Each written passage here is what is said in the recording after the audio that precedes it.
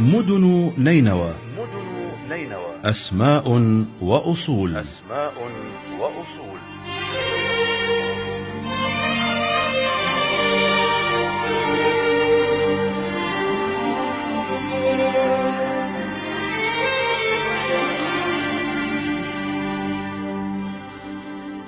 قرقوش بلدة في ناحية الحمدانية شرقي الموصل على 28 كيلومترا منها.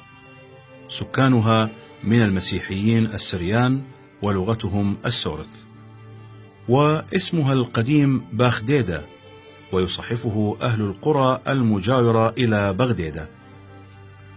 ولعل التسمية تتألف من باء الآرامية بمعنى بيت، وخديدة لفظة فارسية بمعنى الآلهة، فيكون مؤدى اللفظة بيت الآلهة.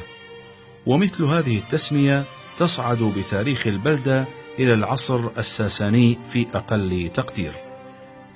وقيل في تفسير معناها أنها من الآرامية بيث ديتا، أي بيت الحدأة، وهي طائر أسود.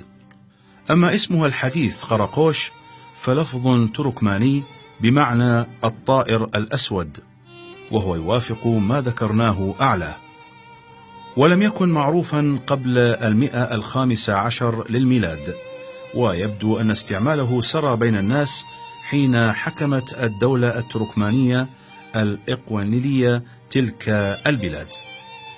ولعل الترك نقلوا معنى بيت الحدأة، أي بيت الطائر الأسود، إلى لغتهم، فقالوا قرقوش، فغلب عليها هذا الاسم.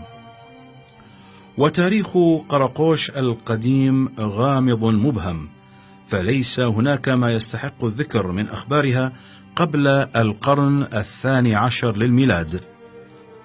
فقد ذكر أن المفريان يوحنا الرابع توفي فيها سنة 1189 للميلاد، وتتابعت أخبارها منذ القرن 13 في المراجع السريانية وبعض العربية.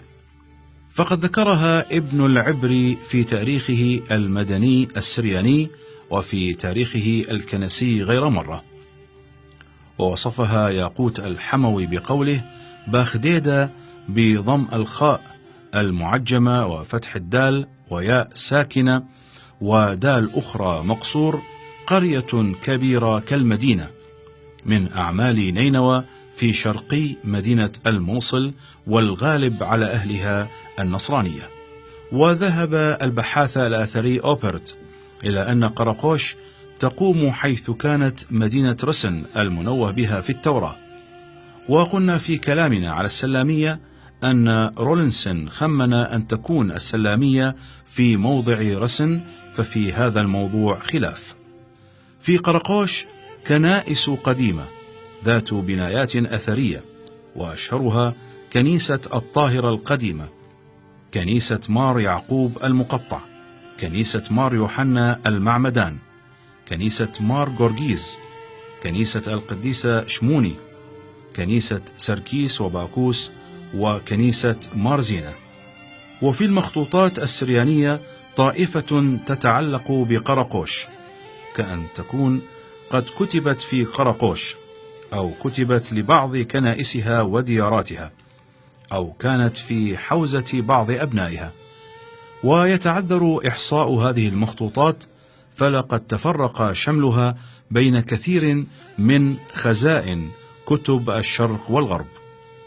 كان في قرقوش خزانة فيها مؤلفات خطية ثمينة، غير أن أكثرها ضاع أو تلف، ولم يسلم منها سوى 80 مخطوطة هي اليوم في مكتبة كنيسة الطاهرة في قرقوش.